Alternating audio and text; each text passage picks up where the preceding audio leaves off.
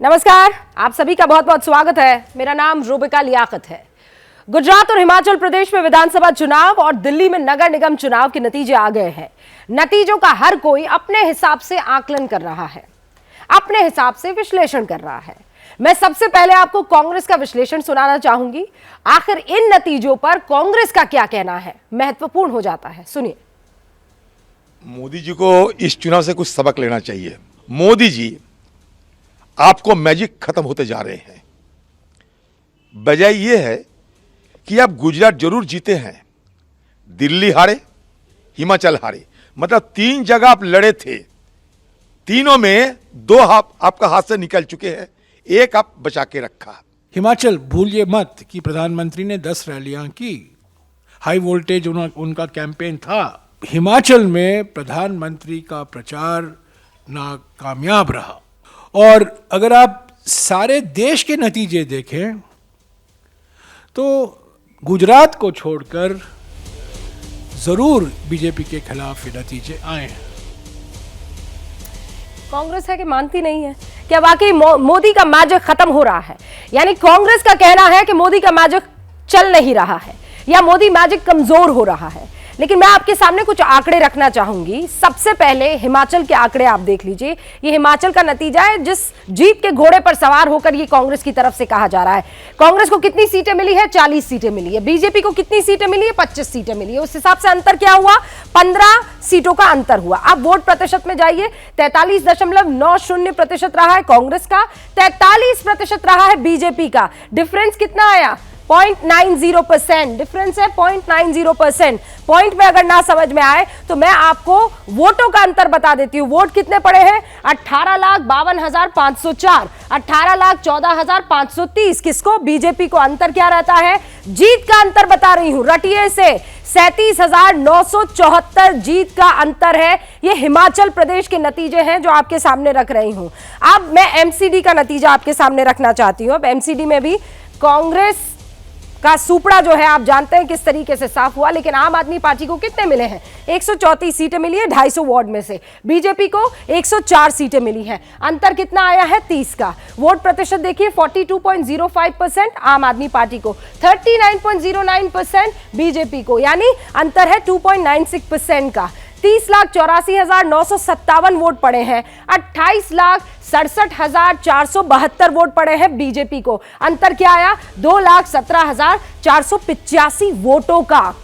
2,17,485 वोटों का अंतर पड़ा है। हिमाचल आपने देखा 0.90%। एमसीडी आपने देख लिया 2.96%।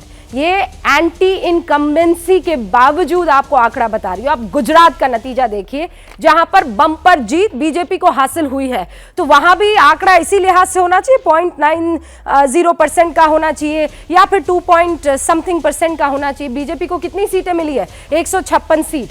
अब तक ऐसा पोल इतिहास में हुआ नहीं है। कांग्रेस को 17 सीटें, ऑल टाइम लो। अंतर कितना है? 139 सीटों का। आप वोट प्रतिशत देख लीजिए, 52.5% वोट मिले हैं बीजेपी को। कांग्रेस को कितने हैं? 27.3%। और ये 25.2% का डिफरेंस है। वोट कितने पड़े हैं? लगभग 1,67,00,000 करोड़ वोट पड़े हैं। 47 लाख कांग्रेस को, 1.67 करोड़ 87 लाख, माफ कीजिएगा, 87 लाख जो है वो कांग्रेस को वोट पड़े हैं। डिफरेंस कितना है? 80 लाख वोटों का। और ऐसे में जब ये सवाल किया जा रहा है कि मोदी का मैजिक कम हो गया है, ये आंकड़े आपके सामने थे। अब आप मुझे बताइए, मोदी मैजिक कम हुआ है? और कांग्रेस के भी तमाम सहयोगी हमारे साथ जुड़े हुए हैं, बीजेपी के भी, और राजनीतिक विश्लेषक भी हमारे साथ जुड़े हैं। आंकड़े खुद कह रहे हैं, गवाही दे रहे हैं। और इस बीच एक बड़ी खबर आ गई है। शिमला में कांग्रेस कार्यकर्ताओं ने जमकर हंगामा किया है। हिमाचल प्रदेश में बम्पर जीत, कांग्रेस को 40 सीटें, लेकिन प्रतिभा सिंह के समर्थन में जमकर नारेबाजी हो रही है। प्रतिभा सिंह को सीएम बनाने की मांग जोर पकड़ चुकी है। वीरभद्र सिंह की धर्मपत्नी प्रतिभा सिंह कुछ दिन पहले ही एबीपी न्यूज के कैमरे पर यह कह चुकी है कि जब राजा साहेब सांसद रहते हुए मुख्यमंत्री की कुर्सी पर पहुंच सकते हैं तो फिर कोई भी पहुंच सकता है। और ये कोई भी में इशारा प्रतिभा सिंह खुद के लिए कर रही थी। जैनेंद्र मेरे सहयोगी मेरे साथ जुड़ चुके हैं, जरा उनका रुख करते हैं। जैनेंद्र, क्यों हंगामेबाजी हो रही है और किस बात को लेकर? देखिए रूबिका, हंगामा हो नहीं रहा है, हंगामा हो सकता है अगर प्रतिभा सिंह की बजाय किसी और को मुख्यमंत्री बनाया गया। फिलहाल प्रतिभा सिंह के समर्थन में नारेबाजी हो रही है और उन्हें मुख्यमंत्री बनाए जाने की मांग की जा रही है कांग्रेस कार्यकर्ताओं के द्वारा। ये शिमला में पार्टी का दफ्तर है और यहाँ पर बड़ी संख्या में कांग्रेस के कार्यकर्ता क्या नारे लगा रहे हैं वो हम 1 2 3 4 7वीं बार रानी साहब 7वीं बार राजा साहब अमर रहे। तो ये शिमला में पार्टी दफ्तर के बाहर की तस्वीर है। विधायक दल की बैठक होनी है, 2 बजे होनी थी, वो आगे खिसक रही है। बताया जा रहा है 6 बजे विधायक दल की बैठक होगी और उसके पहले कांग्रेस के जो कार्यकर्ता है और हम कह सकते हैं कि प्रतिभा सिंह गुट के जो कार्यकर्ता है वो प्रतिभा सिंह को मुख्यमंत्री बनाए जाने की मांग कर रहे हैं और जम करके नारेबाजी कर रहे हैं। अब से कुछ देर में विधायक दल की बैठक होगी। सूत्र अब ये बता रहे हैं कि रेस में, सीएम की रेस में सुखविंदर सिंह सुक्खू आगे चल रहे हैं और शायद इसी वजह से ट्रिगर हुए हैं ये कार्यकर्ता और जमकर नारेबाजी कर रहे हैं प्रतिभा सिंह को सीएम बनाए जाने के पक्ष में। देखना यह है कि क्या इन नारों का असर होगा। और जो आपने हंगामे की बात कही, अभी फिलहाल हंगामा तो नहीं हो रहा, नारेबाजी हो रही है, लेकिन शायद हंगामा भी हो अगर इनकी मांगे नहीं मानी गई तो। जी रूबिका। जैनेंद्र ये कह रहे हैं कि वहां हंगामा नहीं हो रहा है, जमकर प्रतिभा सिंह के फेवर में नारेबाजी हो रही है और ये नारेबाजी कहीं प्रेशर टैक्टिक के रूप में तो नहीं जैनेंद्र दिख रही है, क्योंकि आप कह रहे हैं सुक्खू का नाम आगे चल रहा है, रानी साहिबा और बाकी तमाम लोग जो है जो उनके गुट के हैं वो ये कहते हैं हमारे पास 30 से ज्यादा विधायक है, हमारे आदमी है वो। सुक्खू कहते हैं हमारे पास 12 से 15 विधायक है, वो हमारे आदमी है। तो ये जो लड़ाई है ये इसलिए भी बहुत इंटरेस्टिंग हो जाती है कि जिसका पलड़ा कमजोर उसने बीजेपी का पलड़ा किया मजबूत। देखिए निश्चित तौर पर कांग्रेस ने बड़े बड़े वादे किए थे। इस समय में कांग्रेस को बताना चाहिए था कि वो वादे कब पूरे होंगे, लेकिन कांग्रेस आपस में उलझी हुई है। सीएम का चेहरा तय करने के लिए सुखविंदर सुक्खू और प्रतिभा सिंह सबसे आगे हैं। प्रतिभा सिंह ने सीधी अपनी दावेदारी पेश कर दी है। हालांकि कांग्रेस में कहा जा रहा है कि आला कमान और खासतौर पर राहुल गांधी की पसंद जो है वो सुखविंदर सिंह सुक्खू है, स्वच्छ छवि के हैं, संगठन के पुराने नेता हैं और इस वजह से उनको इस बार मौका देना चाह रही है। लेकिन प्रतिभा सिंह का कहना है कि देखिए तस्वीर में आप देख रहे होंगे वीरभद्र सिंह की बड़ी तस्वीर लगी है कांग्रेस दफ्तर के बाहर।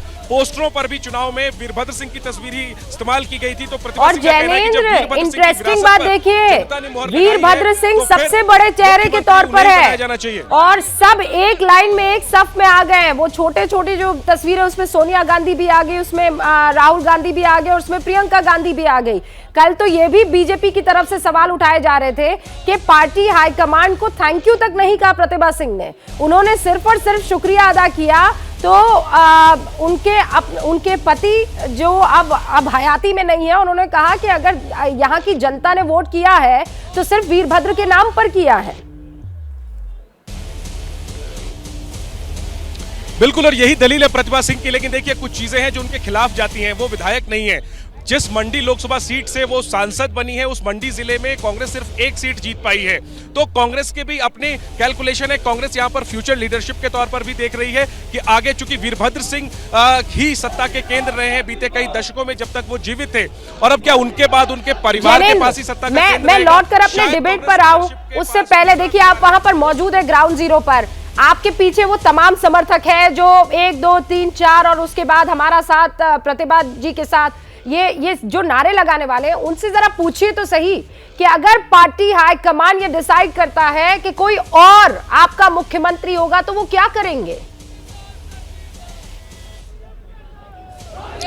रूबिका बिल्कुल बिल्कुल मैं इनसे बात करता हूं। ये बताइए, आप लोग प्रतिभा जी के लिए नारे लगा रहे हैं, लेकिन अगर उनकी बजाय किसी और को सीएम बनाया जाए, मिसाल के लिए सुक्खू जी को सीएम बनाया जाए, आप लोग क्या करेंगे? देखिए राहुल गांधी जी, प्रियंका गांधी जी, ये जो 68 एमएलए जीते हैं ये सब उनके प्यारे हैं।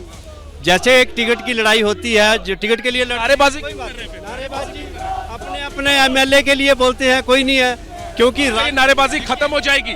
कोई ये बहुत यदि एक आम आदमी को सीएम बनाया जाता है जैसे भारतीय जनता पार्टी करती है, वैसे अगर यहाँ भी किया जाए तो इसमें कोई और नहीं होगा। अच्छा, आप सुक्खू के समर्थक हैं? नहीं, समर्थक आप चाहते हैं राज परिवार के बाहर का कोई सीएम? जी नहीं, ऐसा नहीं है। हमें राजा साहब के भी समर्थक है। राजा साहब नो डाउट कि हिमाचल प्रदेश में राजा साहब का एक कद रहा है। हिमाचल सरकार तो रूबिका देखिए, दरअसल जो लोग नारेबाजी कर रहे हैं उनसे हटके जो लोग हैं वो कुछ और राय व्यक्त कर रहे हैं। जो नारेबाजी कर रहे हैं उनकी राय सुनवाता हूं मैं आपको। ये बताओ क्यों नारेबाजी कर रहे हो आप लोग, क्यों नारेबाजी कर रहे हो? Sir first thing is that sir, जिस तरीके से कांग्रेस पार्टी ने इलेक्शन जीता है, अभी नारेबाजी करना तो सर हमारा अधिकार है। आज हमारे बीच जश्न का माहौल भी है। डर किस बात का है? डर किसी बात का नहीं है सर, सीधी सी बात है कि सर कांग्रेस पार्टी अध्यक्षा अभी रानी प्रतिभा सिंह जी है, उनकी अध्यक्षता में चुनाव जीता है, तो उनके पक्ष क्या सर? उन्हीं को सीएम बनना चाहिए। हाँ सर, बनना चाहिए sir. She is the most. अगर किसी और को सीएम बनाया गया तो आप लोग देखिए सर, जिसको हाईकमान देगा वो ही सीएम का फैसला सीएम होगा। अच्छा, क्या कह रहे हैं? हाईकमांड का फैसला सबको मंजूर ये है। जो नारेबाजी हो रही है इसका क्या मतलब है? ये अपना दबाव बनाने कुछ दो बातें बोलना चाहता हूँ। जो हिमाचल प्रदेश में कांग्रेस आई ड्यू टू राजा साहब की वजह से, रानी साहब की अध्यक्षता में 68 कॉन्स्टिट्यूंसी में चुनाव लड़ा गया, ये रानी साहब की वजह से आई 40 सीटें। जो अगर उनकी बजाय किसी और को सीएम बनाया जाए आप लोग क्या करेंगे? यही पूछना चाह रहा हूं। देखो वैसे तो कुछ नहीं, जो रानी साहब मंजूर करेंगे वही होगा। तो दिल्ली भी जानती है ना, ये दिल्ली बहुत अच्छे से जानती है कि मतलब जब हमें, मैंने जो पहले भी बताया था कि जब हमें दिक्कत आई, जब जरूरत पड़ी है कांग्रेस को, तो हॉली लॉज ने ही सहारा दिया है, चाहे विकास की बात हो, शिक्षक। अब अगर हॉली लॉज के बाहर का कोई सीएम बना क्या करेंगे आप लोग? नहीं, वो मैं कह रहा हूँ कि मतलब वो दिल्ली वालों को भी पता है, हमें भी पता है, हमारे दिल होगा अभी तो ये सबको पता। ये क्या पार्टी? नहीं बिल्कुल ऐसा नहीं है। नारेबाजी क्यों कर रहे हैं? बनाने दीजिए मुख्यमंत्री। नहीं, ये तो मतलब उत्सव का माहौल है ना। देखिए क्या होगा, इसके लिए तो जाहिर सी बात है, इंतजार करना होगा। मिली जुली लेकिन प्रतिक्रिया फिलहाल दोनों है, बातें लेकिन कह रहे हैं, इशारा कार्यकर्ता बिल्कुल एक तरफ कह क्लियर रहे है। हैं। हाँ, हम पार्टी हाईकमान को मानते हैं, लेकिन ये भी आप समझ लीजिए कि रानी साहिबा और राजा साहिब की वजह से ये जीत मिली है। तो वो जो हम प्रेशर टैक्टिक का जिक्र कर रहे हैं, समर्थक है, मोहब्बत में वो प्रेशर टैक्टिक्स का इस्तेमाल कर रहे हैं अपने नेता के लिए। जैनेंद्र लगातार वहां जो भी एक्शन हो रहा है, मांग हो रही है, सेलिब्रेशन हो रहा है, हर तस्वीर आप हम तक पहुंचाइएगा, दर्शकों तक पहुंचाइएगा। शुक्रिया फिलहाल। लेकिन मोदी मैजिक जिसका जिक्र कर रहा है, उसे लेकर बहस हो रही है। इस बीच मोदी मैजिक को लेकर कांग्रेस के एक और नेता का बयान आ गया है। गुजरात कांग्रेस के कार्यकारी अध्यक्ष हिम्मत सिंह पटेल ने गुजरात के नतीजों को लेकर कहा है कि यह मोदी की आंधी थी। हिम्मत सिंह ने यह भी कहा है कि निजी तौर पर मोदी ने चुनाव की कमान संभाल ली थी, हर जिले और ब्लॉक स्तर पर उनकी पहुंच थी, ये आंधी है उनकी। क्या कहा सुन लीजिए जल्दी से। गुजरात कांग्रेस के कार्यकारी अध्यक्ष हिम्मत सिंह पटेल हमारे साथ हैं। हिम्मत भाई, मैं आप चूंकि कार्यकारी अध्यक्ष हैं गुजरात कांग्रेस के, आपको क्या लगता है ये जो संख्या आई है, मैं पूरे गुजरात की बात कर रहा हूं, क्योंकि आपने पूरे गुजरात में मेहनत की है, आपको लोग जानते हैं, आपकी एक्सेप्टेबिलिटी है, इसकी वजह क्या लगती है? देखिए, ये इलेक्शन पूरा गुजरात का प्रधानमंत्री नरेंद्र मोदी साहब जी लड़े। आपने देखा होगा जैसे जिस दिन यूपी के इलेक्शन का रिजल्ट आया, उसी दिन मोदी साहब गुजरात, अहमदाबाद गुजरात आ चुके थे और एक साल से लगातार उन्होंने पूरी इलेक्शन की कमान संभाली, पूरे हर जिले में दौरे किए, रोड शो किए, बड़े बड़े कार्यक्रम किए। इस समय एक तरफ आंधी जब चलती है तो तिनके भी ऊपर आ जाते हैं, ये इतिहास गवाह है। हमारा जो गुजरात का जो नेटवर्क था, जो कैंडिडेट थे, जम के लड़े सबने। आपने देखा कोई कैंडिडेट ने, ये नरेंद्र मोदी वाली आंधी थी, ये मोदी जी साहब की आंधी थी और उस आंधी का व्यक्तिगत रूप से उन्होंने इस इलेक्शन की कमान संभाल ली और एक साल से इसको गुजरात का इलेक्शन उन्होंने प्रतिष्ठा का इलेक्शन बना रखा था और मोदी साहब ही पूरे राज्य में हर जिले और हर ब्लॉक तक हो गए और उसके हिसाब से एक ये इतना ज्यादा जो सफलता उनको प्राप्त हुई। ये कोई छोटे मोटे नेता नहीं है, कार्यकारी अध्यक्ष है हिम्मत सिंह पटेल। गुजरात की इलेक्शंस को इन्होंने बहुत शिद्दत से देखा भी है, उसे लड़ा भी है और वो ये बयान दे रहे हैं। सुधांशु त्रिवेदी साहब सांसद है, भारतीय जनता पार्टी के हमारे साथ जुड़ चुके हैं। सुरेंद्र राजपूत साहब राष्ट्रीय प्रवक्ता हैं कांग्रेस के, हमारे साथ जुड़ चुके हैं। हर्षवर्धन त्रिवेदी जी वरिष्ठ पत्रकार हैं, हमारे साथ जुड़े हैं। बहुत बड़ा पैनल नहीं है, लेकिन बहुत खूबसूरत शख्सियतों का ये पैनल हमने बहुत सोच समझकर बुलाया है, ताकि आज की इस बहस को बहुत संजीदा तरीके से दर्शकों तक पहुंचाया जा सके। सुरेंद्र जी, इसीलिए शुरुआत आपसे कर रही हूं। आपने सुना हिम्मत सिंह पटेल ने हिम्मत दिखाई ये कहते हुए कि ये उनकी आंधी थी मोदी की। वो शायद राहुल गांधी की तरफ भी इशारा कर रहे थे कि इतने बड़े लीडर ने कमान संभाल ली, यानी मोदी ने कमान संभाल ली, साल भर पहले कमान संभाल ली, इसीलिए तिनके भी जो आप देखिए उनकी आंधी में राजा की तरह जीत गए। दो बातें बड़ी साफ है रूबिका जी। अगर आप ईमानदारी से बात करना चाहती हैं और ईमानदारी से बात करवाना चाहती हैं तो बहुत स्पष्ट एक है कि हमारी रणनीति गुजरात में भी और हमारी रणनीति हिमाचल में भी वही थी, लोकल लीडरशिप को डेवलप करने की। गुजरात में हम अशोक गहलोत साहब के नेतृत्व में और हिमाचल में राजीव शुक्ला जी और प्रियंका गांधी जी के नेतृत्व में हम चुनाव लड़ रहे थे। लोकलाइज मुद्दों पर हमने चुनाव लड़ा, एक जगह हमने जीत हासिल की और एक जगह हमने हार हासिल की। और बड़ी स्पष्ट रूप से नरेंद्र मोदी जी का कद बड़ा है, इसमें तो कहीं कोई दो राय नहीं है। नरेंद्र मोदी जी प्रधानमंत्री है, भारतीय जनता पार्टी के एक लोकप्रिय व्यक्तित्व है, इसमें भी कोई दो राय नहीं, इसको तो कोई नकार नहीं सकता इस बात को। लेकिन नरेंद्र मोदी जी अगर गुजरात में पूरी तरीके से पास हुए हैं तो वही नरेंद्र मोदी जी हिमाचल में फेल हुए। अगर नतीजों की आप बात करें, वही नरेंद्र मोदी जी मैनपुरी में फेल हुए, वही नरेंद्र मोदी जी खतौली में फेल हुए, वही नरेंद्र मोदी जी राजस्थान में फेल हुए, वही नरेंद्र मोदी जी छत्तीसगढ़ में फेल हुए, वही नरेंद्र मोदी जी उड़ीसा में फेल हुए। तो मैं एक चीज को बहुत साफ कहता हूं, अपनी अपनी रणनीति के हिसाब से चुनाव लड़ा गया। हमारी रणनीति हिमाचल में कार्य कर रही, राजस्थान छत्तीसगढ़ में कार्य कर रही और भारतीय जनता पार्टी की रणनीति जो है कहीं ना कहीं बहुत अच्छी तरीके से गुजरात में कार्य कर रही है। मेरा बड़ा स्पष्ट सुरेंद्र जी ने बहुत स्पष्ट तरीके से अनुमान भी लगाया, आकलन भी किया। अब आप बताइए वो तमाम जगह जहां आप नहीं जीत पाए और तमाम जगह जहां आप जीते। सुरेंद्र जी कह रहे हैं हमारी कई जगह पर स्ट्रैटेजी काम कर गई, बाकी जगह आपकी स्ट्रैटेजी भी काम नहीं की। देखिए, जो तीनों राज्यों में जो परिणाम आए, 2 राज्य और 1 एमसीडी का चुनाव परिणाम आया, ये तीनों पार्टियों के लिए बहुत स्पष्ट संकेत दे रहा है। हम हिमाचल में हारे 0.9% से, 25 सीटें हमारी आई, 40 उसकी। ये उस श्रेणी की हार है जिसे कहा जाता राजनीति में हार जीत चलती रहती है। परंतु ये जो गुजरात में हारे, वो हार नहीं थी, वो तबाही थी। ये वैसी हार है जो इतिहास में कभी एक आध बार होती है कि 17 सीटों पे आ गए और हिमाचल में हम 0.5% वोट में कम हैं और गुजरात में ये वोट के प्रतिशत में आधे पे है। अतः हमारा 53.5% वोट है और कांग्रेस का 27% है, यानी ऑलमोस्ट हाफ वोट परसेंटेज के ऊपर है। ऐसा ही एमसीडी में हुआ। जो एमसीडी में हुआ हमारी पराजय है, 104 सीटें, वो 134, जो जय पराजय राजनीति में होती रहती है। परंतु इनके साथ जो हुआ वो तबाही है। जो कुछ आम आदमी पार्टी के साथ हिमाचल में हुआ कि 67 की 67 सीटों पे, 68 में 67 लड़े थे, सारी सीटों पे सारे कैंडिडेटों की जमानत जब्त हो जाना, ये से कहते हैं तबाही, से हार नहीं कहते। तो मेरे विचार से देखिए, भारतीय जनता पार्टी ने ये पराजित हुई एक जगह मामूली अंतर से, मगर इनका पराजय नहीं, ये तो ध्वस्त हो गए और ऐसे ध्वस्त हुए जिसका इतिहास में कोई ऐसा सानी नहीं मिलता है, ऐसा एग्जाम्पल नहीं मिलता। इसलिए इस बात पे विचार, और आम आदमी पार्टी के साथ यही हुआ हिमाचल प्रदेश में।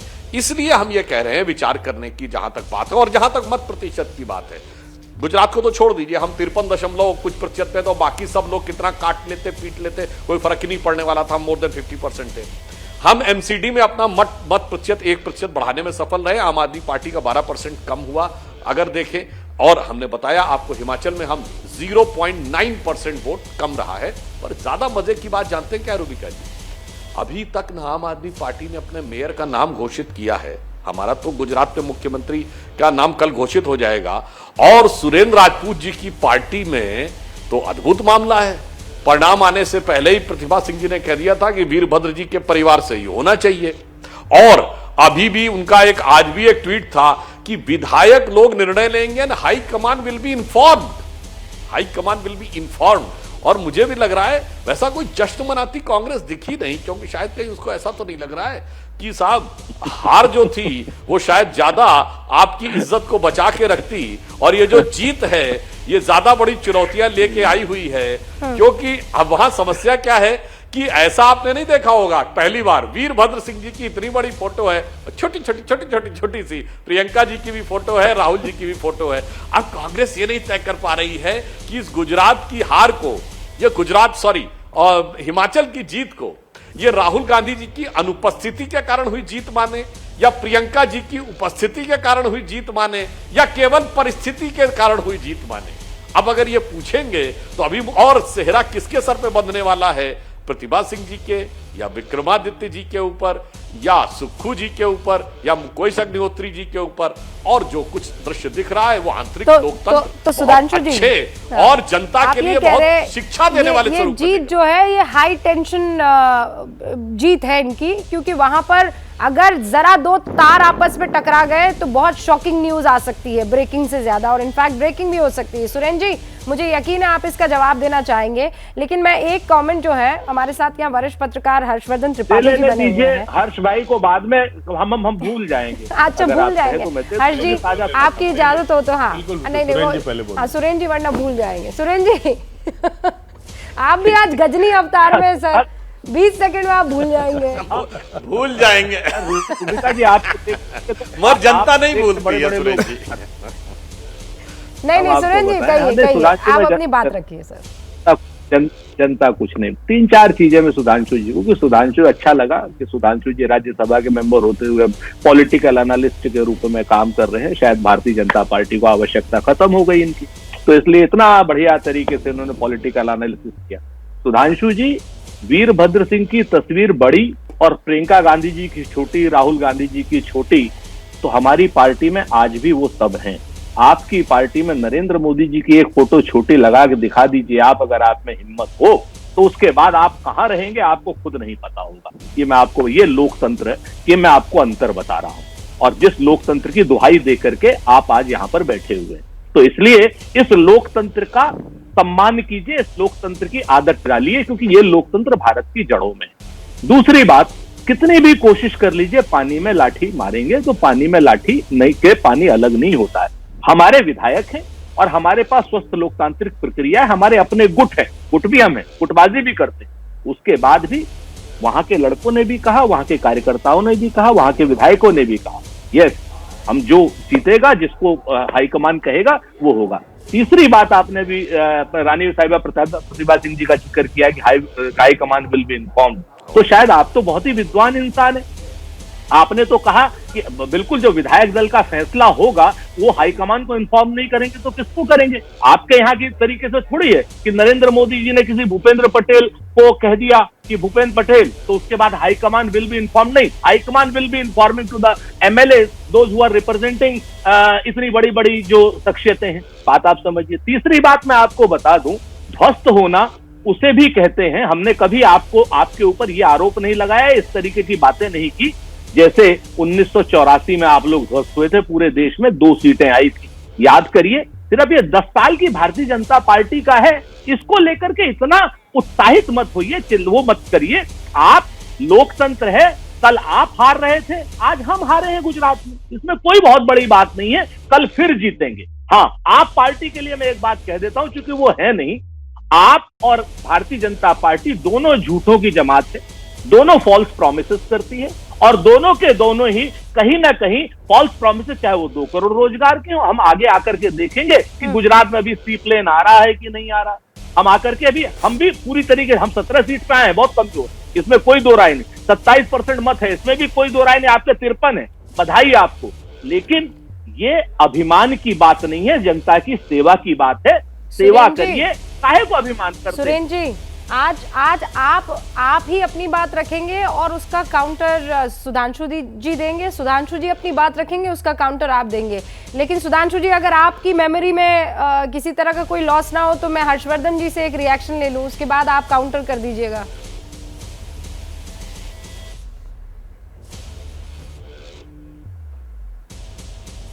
चलिए, मेरे ख्याल से ये उनकी तरफ से हामी है, मैं ये मानकर चलती हूँ उनकी तरफ से हामी है। तो सुरेंद्र राजपूत जी जो बात कर रहे हैं, सुधांशु त्रिवेदी जो बात कर रहे हैं, देखिए मैं एक बार फिर से अपना टॉपिक याद दिला देना चाहती हूँ। कांग्रेस का ये मानना कि मोदी मैजिक खत्म हो गया है, अब नाउ फ्रॉम हियर ऑन, यानी हिमाचल प्रदेश की जीत के बाद 2024 में हमारी जीत का सिलसिला जो है वो शुरू हो गया है, इसको आप कैसे देख रहे हैं? देखिए रुपया जी, सबसे पहले तो ये कांग्रेस के लिए निश्चित तौर पर मैं ये तो नहीं कहूँगा कि मृत प्राय अवस्था, लेकिन लोकतंत्र में, राजनीति में लगभग ऐसी ही अवस्था होती है जब एक राष्ट्रीय पार्टी वो इस स्थिति में आ जाए कि उसके बड़े नेता चुनाव प्रचार करने का साहस छोड़ दें। और हिम्मत सिंह पटेल जी ने बहुत हिम्मत दिखाई है, जिन्होंने बहुत स्पष्ट कहा, और मुझे लगता है कि हर नेता को कांग्रेस के इसी तरह से कहना चाहिए था। जो सच है, जब आप वो बोलते हुए अपने इलेक्टोरेट को एड्रेस करते हैं तो आपकी बात ज़्यादा भरोसे से सुनता है। हिमाचल प्रदेश में जो हुआ, मैं उसमें नहीं जाऊंगा। भारतीय जनता पार्टी के बड़े बड़े नेताओं ने वहां किस तरह से अपनी ही पार्टी को हराने के लिए कोशिश की है, मुझे लगता है निश्चित तौर पर नरेंद्र मोदी और अमित शाह को रिपोर्ट गई होगी और राष्ट्रीय अध्यक्ष खुद वहां से हैं, सूचना प्रसारण मंत्री अनुराग ठाकुर हैं, लेकिन जिस तरह से बागियों ने वहां खेल किया उसकी चर्चा नहीं करनी चाहिए। विषय आपका है कि क्या मोदी मैजिक खत्म हो गया है, कांग्रेस मानने को तैयार नहीं। इस देश में मेरी याद में कोई ऐसा नेता नहीं आ रहा है जब दलदल में पार्टी जाने लगे तब भी उसको खींचने निकाल ले। मैं आज की बात ही नहीं कर रहा हूं, जब चुनाव हुआ था 2014 का तो 2012-13 में यह कहा जाने लगा था कि अब तो भारतीय जनता पार्टी किसी स्थिति में है नहीं, कुछ भी कर ले जीत नहीं सकती। और जब नरेंद्र मोदी गुजरात से दिल्ली के लिए चले थे तो उन्होंने पूरे देश में एक ऐसा माहौल खड़ा कर दिया कि लोगों ने कहा कि नहीं ये नेता हो सकता है। तब कहा गया कि चलो ठीक है भाई, एक बार जीत गया। अब बड़ी लंबी फहरिस्त है, उसको गिनाने लगेंगे तो ये शो कम पड़ जाएगा। 2019 में भी वही हुआ, देश में जाने कितने लोगों ने कहा कि हम देश ही छोड़ के चले जाएंगे। अब इस सब को छोड़ते हुए जब हम ये कह रहे हैं कि गुजरात की जनता कह रही है कि भाई कोई भी ऐसी पॉलिटिक्स नहीं चलेगी जो नरेंद्र मोदी पर निशाना साध कर चलती हो। क्यों? क्योंकि नरेंद्र मोदी के निजी जीवन में अभी तक कोई भी ऐसा एक भी जगह नहीं जहां उंगली रख पाए जिसका असर भरोसे के तौर पर दिखता है। अगर ऐसा नहीं होता तो देश के हर राज्य में, देश की हर जगह पर आप पंचायत भी कहते हैं तो कहते हैं नरेंद्र मोदी जीता या हारा। यानी कोई भी चुनाव अगर छोटा भी जीतेंगे हारेंगे तो नरेंद्र मोदी पर भी सवाल उठना है। तब अगर नरेंद्र मोदी इतनी बड़ी शख्सियत बने हुए तो इसी से समझिए कि जादू कितना चल रहा है। कांग्रेस को रणनीति बदलने की जरूरत है, तो प्रचार भी नहीं कर रहा है। ये होने लगता है कि अब मोदी का मैजिक खत्म हो गया, मोदी वर्सेस ऑल, एक नेता का उभार हो गया है। क्या आज भी इस स्थिति में दूसरी पार्टियां हैं और खासकर सुरेंद्र जी आपकी पार्टी जो ऑल टाइम लो पर है गुजरात में, और ऐसी स्थिति में है कि कोई भी नई पार्टी अचानक एंटर करती है प्रभु और वो आपके वोट बैंक में सेंध मार ले जाती है, और छोटा मोटा परसेंट नहीं, एग्जैक्ट 12 से 13%। तो क्या कहा जाए उस स्थिति को, आप मुझे बताइएगा। कांग्रेस की तरफ से ये कहा जा रहा है कि मोदी मैजिक खत्म हो गया है, लेकिन हम ये कह रहे हैं कि अगर मोदी मैजिक खत्म हो गया है तो फिर ऐसा कैसे हो सकता है कि आपको गुजरात में, यानी बीजेपी को गुजरात में 52.5% वोट पड़ते हैं, यानी सबके सब एक हो जाते हैं जो अलग अलग लड़े थे। अगर इन सबका वोट भी एक ही मुश्त एक ही पार्टी को पड़ जाता तब भी बीजेपी ही जीतती। 156 जो है वो सीटें मिली है। 154 तो अब मेरे जहन में बसा हुआ है अभी, क्योंकि कल हम लगातार वो कर रहे थे और आखिरी जो डेटा था वो 156 का आया है। मेरे साथ 3 खास मेहमान बने हुए हैं। सुधांशु जी, आपने सुना, राजपूत साहब ये बात कह रहे थे अभी कुछ देर पहले कि उपचुनावों का आप लोग जिक्र क्यों नहीं कर पा रहे। उपचुनावों में तो नहीं चली ना आपकी, वहां कोई मैजिक नहीं चला, बीजेपी का ना चला ना मोदी का मैजिक चला।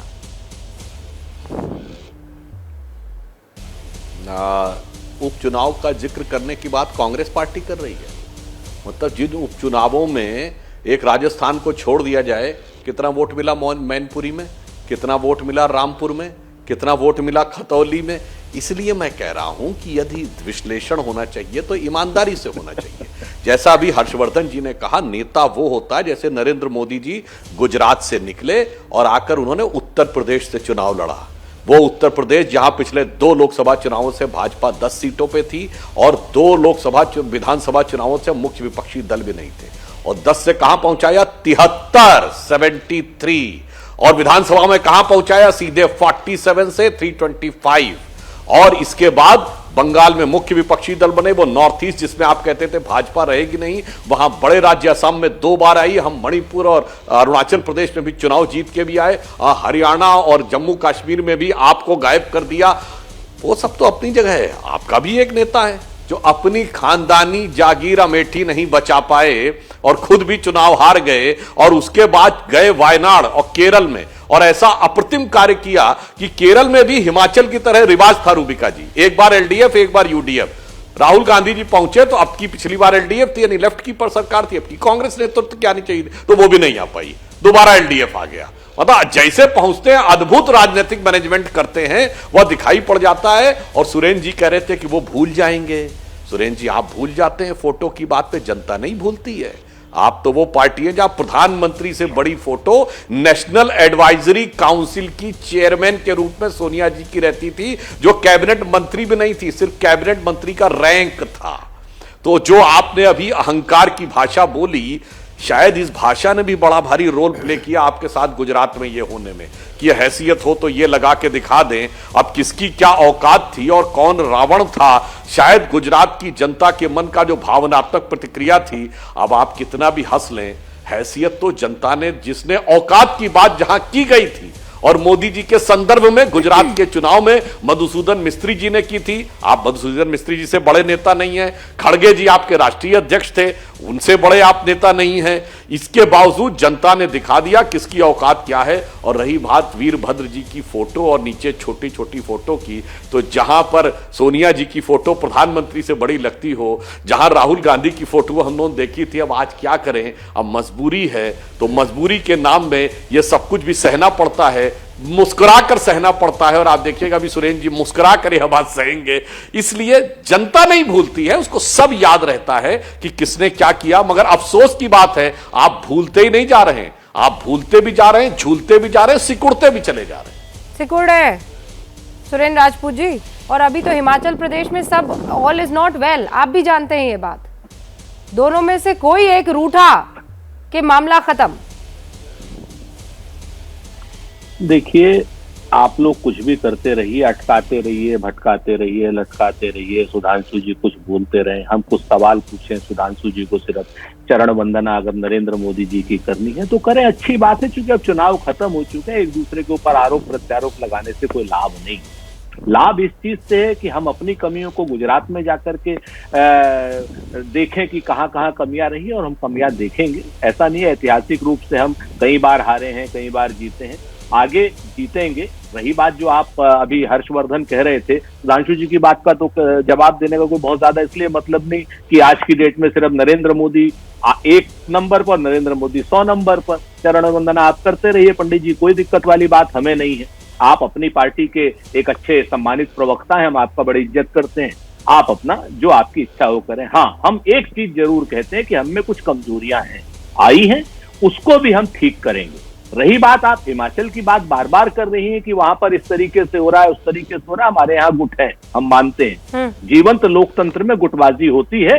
मुझे नहीं लगता भारतीय जनता पार्टी में कोई जीवंत लोकतंत्र है, इसीलिए सुधांशु जी जैसे सुधी प्रवक्ता को सिर्फ नरेंद्र मोदी जी की चरण वंदना करनी पड़ रही है। हाँ। अब ये अपनी पुरानी बातों पर आएंगे, तब क्या हुआ था, तब ये हुआ था। तब हमारी स्थिति दूसरी थी, आज हमारी स्थिति दूसरी है। राहुल गांधी जी की यात्रा से घबराए हुए लोग, डरे हुए लोग, सहमे हुए लोग, केरल से जो यात्रा चल रही है और कन्याकुमारी कश्मीर तक जो चल रही है, आज उसको देखिए, लगातार जनसमर्थन उस पर बढ़ता जा रहा है। हमको कहा गया कि गुजरात में नहीं आ रहे हैं, हिमाचल में नहीं आ रहे हैं राहुल जी, एक जगह हम जीते ना बगैर राहुल जी के आए हुए, ऐसी तो बात नहीं। क्योंकि गुजरात हो, चाहे हिमाचल हो, और चाहे पूरा देश हो, उन सब जगहों पर राहुल जी की दिल की बात दिल तक जा रही थी। आप मीडिया के लोग ना दिखाएं, कोई बात नहीं। तीसरी बात, मैं आपसे एक चीज और कह देता हूं, उपचुनावों को लेकर के फिर से कहता हूं कि अभिमान मत कीजिए, अहंकार। हम छत्तीसगढ़ भी जीते। सुरेंद्र जी, एक बार वापस समझाइए। आप ये कह रहे हैं कि वो जो मध्य प्रदेश में भारत जोड़ो यात्रा कर रहे थे, उससे हिमाचल प्रदेश में वोट पड़ गए। देखिए, हिमाचल में भी वोट पड़े और गुजरात में भी वोट पड़े, एक जगह जीते, एक जगह हारे। क्योंकि हम लोग रोज ऑल टाइम लो पर आ गया। जहां वो पहुंचे वहां आप ऑल टाइम लो पर हैं। जहां वो वाया मध्य प्रदेश काम कर रहे थे, वहां आपने सरकार बना ली है। मैं सिर्फ आंकड़ों की जुबानी कह रही हूँ सुरेंद्र जी, आंकड़े बता रहे हैं। ऐसे कहते हैं ना कि तुम्हारी फाइलों में गांव का मौसम गुलाबी है, मगर ये आंकड़े झूठे। आंकड़ों से राजनीति नहीं चलती है? राजनीति जो चलती है, हाँ, आंकड़ों से राजनीति चलती। मैं फिर से कहता हूं सुरेंद्र जी, अरे आपका मीडिया चलता है, आपकी बहस चलती है, आंकड़ों से राजनीति नहीं चलती है। तो ऐसा कीजिए ना, 40 सीटें आप लेकर आए हैं, ऐसा कीजिए सुधांशु त्रिवेदी जी को हिमाचल प्रदेश का मुख्यमंत्री बना लीजिए। आंकड़ों से अगर राजनीति नहीं चलती है तो ये आंकड़े आप लेकर क्यों बैठे हैं? छोड़ दीजिए फिर। आए ना, आप एक काम, ऐसा अब जवाब भी तो सुन लीजिए ना। जिस तरीके से आप आंकड़ों को लेकर के कांग्रेस को डिमीन करने की कोशिश करिए, जनता में अगर आप 87 लाख वोटों को नहीं मानती हैं तो ये आपका भ्रम हो सकता है, हमें नहीं। हम तो 87 लाख जनता को भी नहीं सर, आप 87 लाख वोटों को देख रहे हैं, मैं सुन रही हूँ, एक बार सुनिए। चूंकि आप आंकड़ों का जिक्र कर रहे हैं, 87 लाख वोट आपको जरूर पड़े, लेकिन अंतर आप में और बीजेपी में 80 लाख वोटों का है। आप इस बात को समझ पा रहे हैं? हाँ, कितने और कितने वोट मिले हैं? जितने वोट मिले उतने का अंतर है सर। आप भाई हम तो आपकी बात को बगैर बहस किए मान रहे हैं रूबिका लियाकत साहिब, बात तो नहीं मानेंगे हम जो बात सच मेरी बात क्यों? लेकिन हाँ, आप अगर आंकड़ों की सच्चाई को मानिए सर, मेरी बात को भले ही आप ना मानिए, आंकड़े सब बोलते हैं। भाई 2 मिनट, ऐसा है ना, देखिए हमारी बात को अगर आप पब्लिक के सामने नहीं रखने देना चाहती, इसी में उलझाना चाहती, तो आपकी इच्छा, कोई इशू नहीं, क्योंकि चुनाव खत्म हो चुका है, बहुत ज्यादा हमें तू मैं नहीं करनी, हमें भी नहीं मैं करनी आपको सर। 2 चीजें बता देता हूँ। हाँ, आप सुन लीजिए, बहुत स्पष्ट है। आंकड़ों को लेकर के आप कांग्रेस को जो डिमीन करना चाह रही है, हम उसकी आंकड़ों से हमें सहयोग समर्थन मिलता है, आंकड़ों से हमारी राजनीति नहीं चलती। आंकड़ों से अगर राजनीति चलती होती ठीक है सर, तो फिर 10 ऐसा की कीजिए, जगह भारत 10 जोड़ो से नहीं, भारत जोड़ो यात्रा से आप राजनीति कीजिए, और इन आंकड़ों को फिर चुनाव भी क्यों लड़ रहे हैं सर आप? क्या जरूरत है चुनाव लड़ने की? आंकड़े सीधे सीधे चुनाव से जुड़ते हैं, चुनाव सीधा सीधा राजनीति से जुड़ता है। अदरवाइज तो sir you can run an NGO also ना। अगर आंकड़े आपको प्रभावित नहीं करते हैं तो फिर एनजीओ चला लेनी चाहिए। मेरा गंभीर प्रतिवाद है आपकी इस बात से, गंभीर प्रतिवाद है, इससे ज्यादा मैं कुछ नहीं कहूंगा, आपको सोच करके बोलना चाहिए। मैं आपको बताऊं, राजनीतिक दल राजनीतिक व्यवस्था के हिसाब से चलेंगे। कह रही हूं, आप सोच समझ कर बात कीजिए ना। आप रुकिए सर, मैं आखिरी जो है, मेरे पास 3 से 4 मिनट है, मैं आपको 30 सेकंड मौका देती हूँ। सुरेंद्र जी, नहीं, मैं आप ही को मौका दे रही हूँ, उसके बाद मैं आगे बढ़ूंगी। हाँ, पहले आप अपनी बात रख दीजिए। 3 चीजें मैं बड़ी साफ साफ कह देता हूं कि जैसे अगर आप कांग्रेस को एनजीओ की बात करना चाहते हैं, कांग्रेस को क्या करना है, कांग्रेस जाने की ना रूबिका जी तैयारी करेंगी, ना सुधांशु जी बताएंगे, ना हर्षवर्धन बताएंगे। हम राजनीतिक जगह पे राजनीति करेंगे, सामाजिक जीवन में सामाजिक रूप से करेंगे। रही बात हमारी यात्रा की, तो जो हमारी गौरवशाली यात्रा चल रही है, आर्थिक असमानता के खिलाफ चल रही है, सांप्रदायिक विद्वेष के खिलाफ चल रही है, देश को बचाने के लिए चले, तिरंगे के नीचे चल रही है, राहुल गांधी जी के नेतृत्व में चल रही है। इस यात्रा से चुनावी यात्रा का कोई मतलब नहीं है। चुनावी यात्रा हम जहां जहां आएंगे, चुनाव आएगा, वहां वहां चुनाव लड़ेंगे। ओके, सुधांशु जी ने अपनी बात कह दी। हाँ, हर्षवर्धन जी। देखिए रूबिका जी, मैं तो यही कहूँगा कि रामचरितमानस थोड़ा ज़्यादा पढ़ें कांग्रेस के लोग। गोस्वामी जी कह गए हैं उसमें, सकल पदार्थ ही जगमाही और कर्महीन नर पावत नाही। तो सब कुछ यहीं उपलब्ध है, लेकिन उसके लिए कर्म करना पड़ता है, और जिस दिशा में चलेंगे वहीं न पहुंचेंगे। आप सोचेंगे कि हम किसी और यात्रा पर निकले और कोई और यात्रा हो जाए, आप दिल्ली से मुंबई के लिए चलेंगे और पहुंच जाएंगे कन्याकुमारी, ये संभव नहीं है। तो मुझे लगता है कि ये ध्यान रखना चाहिए। और ज्यादा जो चिंता की बात कांग्रेस के लिए है वो 2 है। एक तो ये कि नरेंद्र मोदी उस महत्वाकांक्षी लक्ष्य की तरफ कोशिश कर रहे हैं जो कांग्रेस को उस जगह पर पहुंचा देगी कि तिकड़म से भी सरकार नहीं बनेगी, 50% वाला लक्ष्य। दूसरा, भारतीय राजनीति में कांग्रेस के हिस्से का खाने के लिए एक ऐसा प्लेयर आ गया है जिसको आप कुछ भी कहें, हम उसकी राजनीति पसंद करें ना पसंद करें, लेकिन राजनीति तो राजनीति करने वाला हर नेता उसी तरह से होता है। अरविंद केजरीवाल कांग्रेस के लिए बहुत बड़ी चुनौती बन रहे हैं। जो कांग्रेस धुरी बना करती थी वो धुरी अब नहीं रह पाएगी, एक नया चैलेंजर खड़ा हो गया है। ओके, सुधांशु जी।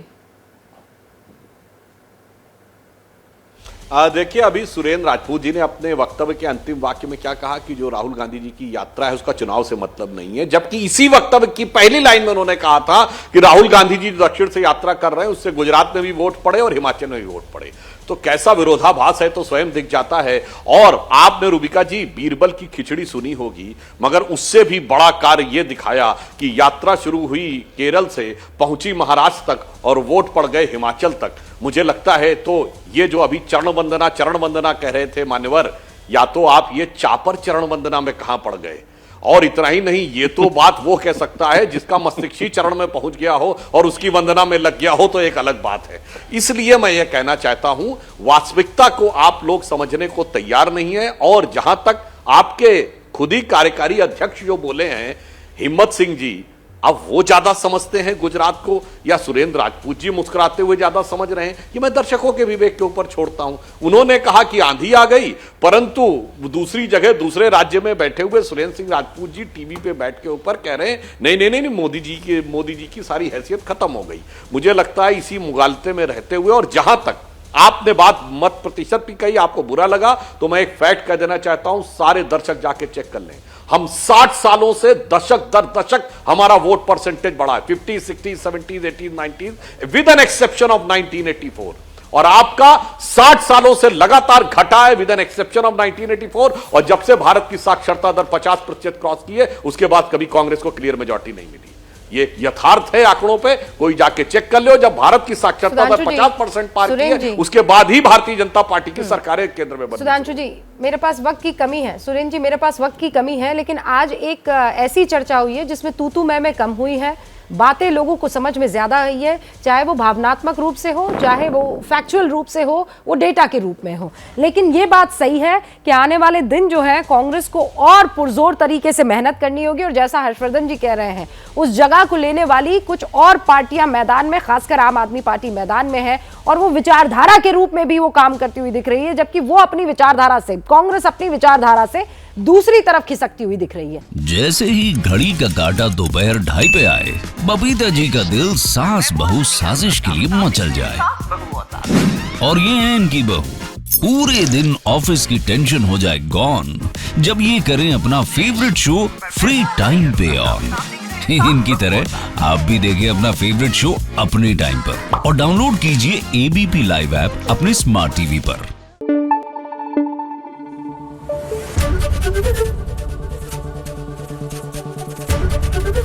एबीपी न्यूज आपको रखे आगे।